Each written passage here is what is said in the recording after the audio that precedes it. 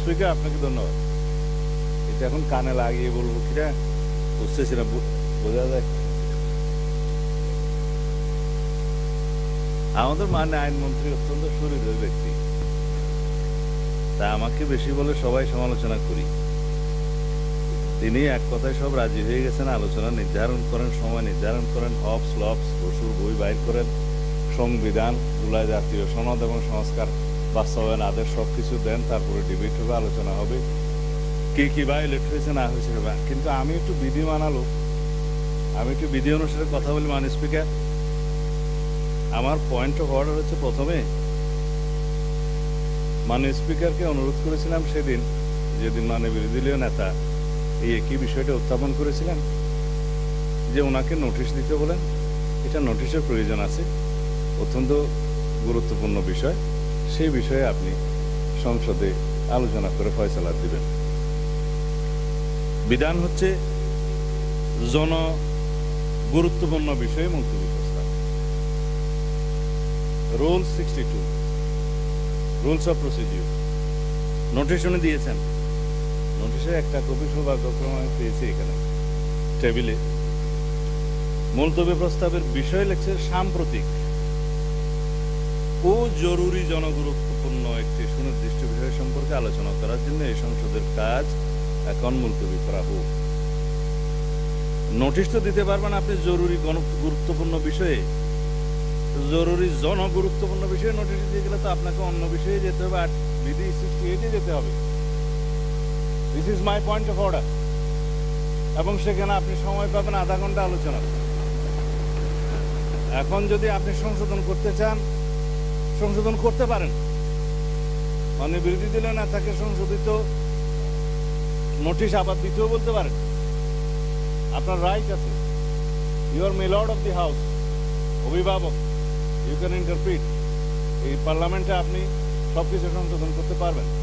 সেই হিসাবে যদি আপনি এখতিয়ার প্রকাশ করেন, প্রয়োগ করেন, তাহলে উনি আবার নোটিশ প্রদান করতেও পারে, অথবা আপনি সংশোধিত আকারে নিতে পারেন। এখানে পার্লামেন্টের অনেক অফিসার্স আছেন, লেজিসলেটিভ উইংয়ের আছেন, আপনারা হয়তো এটা দৃষ্টি আকর্ষণ করতে পারতেন। মাননীয় স্পিকারের নোটিশটা দেয়া হয়েছে জরুরি জনগুরুত্বপূর্ণ বিষয়ে সাম্প্রতিক, সেটা আসবে 68-এ, এবং সেখানে আপনি আলোচনা করার সুযোগ দিতে পারবেন আধা ঘন্টা যদি আপনি প্লিজ হন।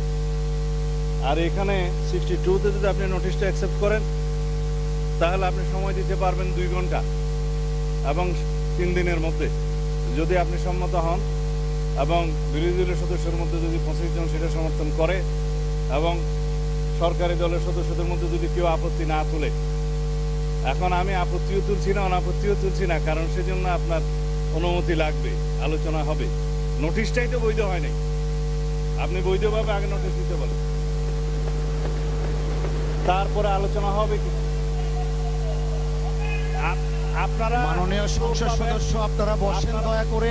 মাননীয় স্পিকার বসেন দয়া করে, বসেন। মাননীয় স্বরাষ্ট্রমন্ত্রী, আপনি আপনার বক্তব্য শেষ করুন। আমি আপনার প্রোটেকশন চাচ্ছি, আপনি বিরোধী দলীয় সদস্যদেরকে ফ্লোর দিবেন, অসুবিধা নাই, কিন্তু লেট মি স্পিক। আমরা যেন আগের কালচারে ফেরত না যাই। আপনি যদি আমাকে সময় না দেন, তাহলে আমি বসে যাবো, এটাই বিধি। আর যদি আমি আপনার বক্তব্য কন্টিনিউ করেন মাননীয় মন্ত্রী। আমি তো ফর্মুলেট করতেছি মাননীয় স্পিকার। মাননীয় স্পিকার, আমি ফর্মুলেট করতেছি যে বিধিতে উনি নোটিশটা দিয়েছেন না, যে বিধিতে উনি নোটিশ দেন আপনি দেখেন, আপনার সামনে তো কিতাব আছে, রুলস আছে। 62-তে এই নোটিশটা গ্রহণ করেন, তাহলে আপনাকে সংশোধিত আকারে গ্রহণ করতে হবে, অথবা আপনাকে বলতে হবে মাননীয় বিরোধী দলীয় নেতা, আপনি 62 রুলসে আবার একটা নোটিশ দেন, কারেকশন করে দেন। এটা হচ্ছে আমার ফার্স্ট পয়েন্ট অফ অর্ডার। এখন এখানে তো বিরোধিতা করার কিছু নেই, আমি তো অপোজ করছি না। আপনার এভরি রাইট আছে নোটিশ দেওয়ার, সংশোধিত করার, এবং আপনি অ্যালাউ করার। কিন্তু যে নোটিশটা এখন আমাদের সামনে আছে, এই নোটিশটা হচ্ছে 68 রুলস অনুসারে নোটিশ। আপনি জরুরি জনগুরুত্বপূর্ণ বিষয়ে আপনি দেখেন, জরুরি জনগুরুত্বপূর্ণ বিষয় সম্পর্কে সংক্ষিপ্ত আলোচনা এখানে আধা ঘন্টা পাবেন। কোনটা আপনি ডিসাইড করবেন, আপনার এখতিয়ার। My second point of order, মানে বিরোধী দলীয় নেতা এই মুলতবি প্রস্তাব উত্থাপন করেছেন, যদি ধরে উনি রাইটলি 62-তে উনি বলছেন, তাহলে উনি শুধু ওনার প্রস্তাবটা উত্থাপন করতে পারবেন। এখানে আপনি জুলাই জাতীয় সনদ উইদিন ব্র্যাকেট সংবিধান সংস্কার আদেশ বাস্তবায়ন আদেশ 2025 13ই নভেম্বর এইটা পুরাটা পড়ার তো মাননীয় স্পিকার কোনো সুযোগ নাই। এটা আপনি যদি ডিবেটের জন্য দিন নির্ধারণ করেন,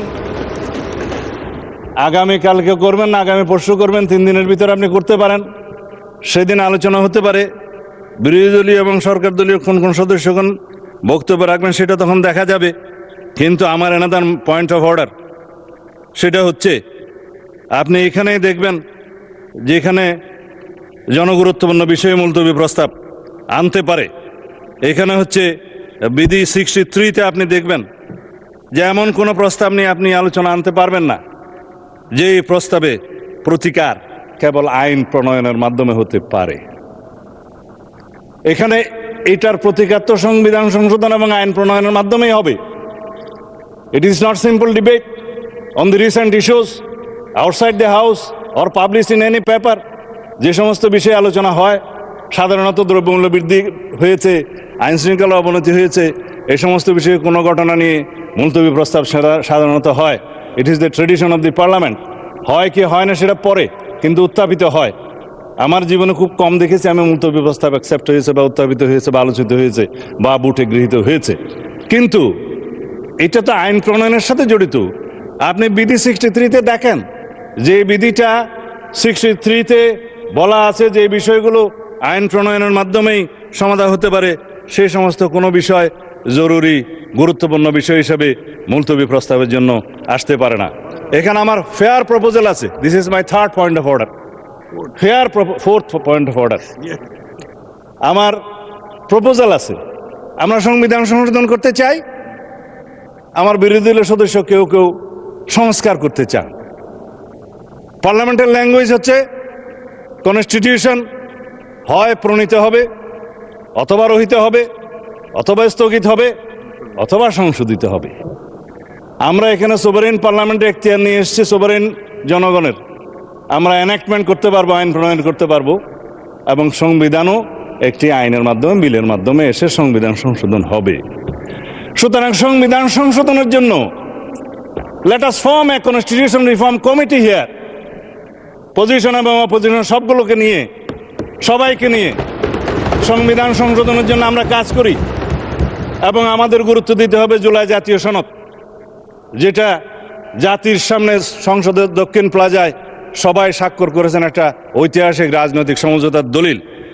আমি এটার বিরোধিতা করছি না এই জন্য যে দলিলের মাধ্যমে সংবিধান পরিবর্তন হয়ে যায়নি, সংবিধানের কোনো বিধান পরিবর্তন হয়ে যায়নি, কোনো অর্ডিন্যান্সের মাধ্যমে সংবিধানের কোনো কিছু ডিলিট হয়ে যায়নি, সেটা জায়েজ আছে, কিন্তু প্রস্তাব করা যায়। এইটা হচ্ছে সেই প্রস্তাব জুলাই জাতীয় সনদ, যে পরবর্তী পার্লামেন্টে সংসদে সবাই রাজনৈতিক সমঝোতার দলিল হিসাবে এটা অনুযায়ী আমরা সংবিধান সংশোধন করব। এবং যে সমস্ত রাজনৈতিক দল ম্যানিফেস্টোতে অন্যান্য বিষয় উল্লেখ করেছে, সেই ম্যানিফেস্টো অনুযায়ী জনগণের ম্যান্ডেট পেয়েছে, আমরা 51% ম্যান্ডেট পেয়েছি। আমরা সেই মতো আমাদের ইশতেহারে উল্লেখিত অন্যান্য বিষয়গুলো যেগুলো সংবিধানকে টাচ করবে সেখানে এগুলো আনতে পারবো, এবং অন্যান্য বিষয়গুলো হয়তো আইন কানুন পাশ করে করা যাবে। যাই হোক, আমরা যেমন কৃষি ঋণ মওকুফ করেছি, সেটা আমাদের ম্যানিফেস্টোতে ছিল, ম্যান্ডেট ছিল, এটার জন্য সংবিধানে টাচ করতে হয় নাই। এখন আমার প্রস্তাব হচ্ছে, মাননীয় স্পিকার, আমরা কি আইন প্রণয়নের মাধ্যমে যেটা ফয়সলা করতে হয় সেটা কি জরুরি গুরুত্বপূর্ণ বিষয় হিসাবে এখানে ডিবেট করব নাকি করব না? আমরা কি পার্লামেন্টের একটা সংসদীয় কমিটি ফর্ম করব, যেখানে সংবিধান সংশোধনের জন্য সবাই প্রস্তাব দিবেন, বিরোধী দল, সরকারি দল, স্বতন্ত্র সদস্য থেকে সবাই মিলে আমরা সেখানে প্রস্তাব নেব, এবং একটা নির্ধারিত সময়ের মধ্যে আমরা সেই রিপোর্ট এই পার্লামেন্টে প্রদান করব। এবং সেই কমিটি ইচ্ছা করলে পার্লামেন্ট এবং পার্লামেন্টের বাইরে দেশের সমস্ত সংবিধান বিশেষজ্ঞ এবং বিশিষ্টজন, স্টেক হোল্ডার, পত্রিকার সম্পাদক সহ সবাইকে আমরা ইনভাইট করে তাদের মতামত নেব। এবং আমরা জাতীয় ভিত্তিতে যেটা আমরা সম্মত হয়েছি, যে জুলাই জাতীয় সনদ যেভাবে স্বাক্ষরিত হয়েছে উইথ নোট অফ ডিসেন্ট, যারা জনগণের ম্যান্ডেট প্রাপ্ত হয়েছে সেই নোট অফ ডিসেন্টগুলো ম্যানিফেস্টোতে উল্লেখ করার পরে সেই হিসাবেই যাব, নাকি শুধুমাত্র আমরা এখানে ডিবেট করে মুলতবি প্রস্তাব গ্রহণ করা হইল হ্যাঁ অথবা না বলেন না করছে এগুলো সেখানে যাব? মেজরিটির ভিত্তিতে আমরা যেতে চাই না। আমরা সমঝোতার ভিত্তিতে জাতীয় সংসদে একটি এমন সংবিধান সংশোধন করতে চাই যেই দলিলটা আমরা জুলাইয়ের গণ অভ্যুত্থানের শহীদের আকাঙ্ক্ষাকে আমরা ধারণ করতে পারি। আমরা বাংলাদেশের মানুষের পরিবর্তিত পরিস্থিতিতে সকল প্রত্যাশাকে ধারণ করতে পারি। সেই জুলাই গণ অভ্যুত্থানের শহীদের আকাঙ্ক্ষা, প্রত্যাশা, জনপ্রত্যাশা, বিরোধী দল এবং সরকারি দল সবাই মিলে যারা সংসদের বাইরে আছে তাদেরও মতামত সহ নিয়ে আমরা এমন একটা দলিল রচনা করি যাতে করে আমরা অনেক দিন এই দলিলটা নিয়ে কাজ করতে পারি। অনেক দিন বলার কারণ হচ্ছে সংবিধান মানুষের প্রয়োজনে, দেশের প্রয়োজনে, সমাজের প্রয়োজনে, চাহিদা অনুযায়ী সময়ে সময়ে অবশ্যই কিছু কিছু বিধান পরিবর্তন করতে হয়, সময়ের দাবি। সেই জন্য আমরা একটা পারপিচুয়াল নেচারের অ্যামেন্ডমেন্ট করি যেটা অন্তত দীর্ঘদিন পর্যন্ত আমাদের এখানে থাকবে। আমরা সেই সংবিধান নিয়ে আগাতে পারবো। আপনি এখন ডিসাইড করতে পারেন মাননীয় speaker, you are my lord of the house. ধন্যবাদ। Very good.